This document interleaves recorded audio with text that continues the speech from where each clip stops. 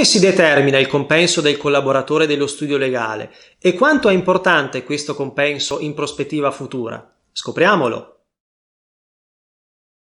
Per stabilire il compenso di un collaboratore è necessario considerare il contesto di riferimento.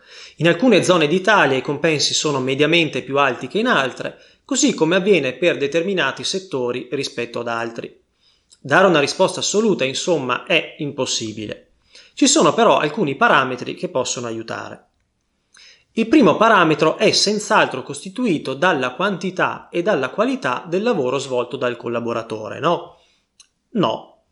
La preparazione e la dedizione sono precondizioni.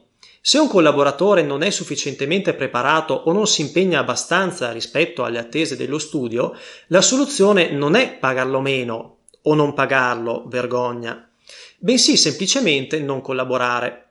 Se qualcuno vi dice che vi paga poco perché non siete abbastanza bravi, dovete chiedervi: è un masochista o mi sta mentendo? Vi sta mentendo. Un vero parametro invece è costituito dall'autonomia del collaboratore. Entrare in uno studio significa doversi integrare e il processo di integrazione richiede impegno in entrambi i sensi.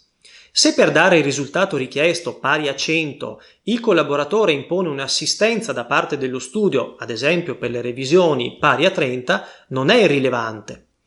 Un giovane in grado di gestire i compiti affidati in autonomia, che attenzione non significa in solitudine, impegna meno lo studio e anzi libera tempo ed energie da dedicare ad altre attività remunerative, con beneficio di tutti.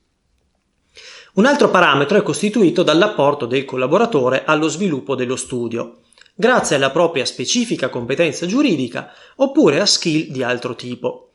Un giovane appassionato di tecnologia o di social media, ad esempio, potrebbe occuparsi di implementare o gestire alcuni processi di studio con ricadute positive sulla reputazione e sul fatturato di tutto lo studio.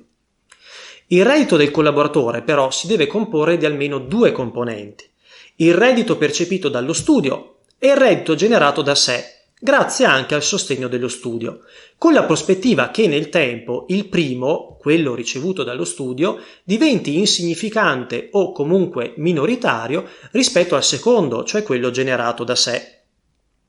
Dico grazie anche al sostegno dello studio perché lo studio deve mettere il collaboratore nelle condizioni di formarsi nelle materie per cui ha passione, di presidiare una nicchia di mercato, di crearsi un portafoglio clienti e di coltivarlo.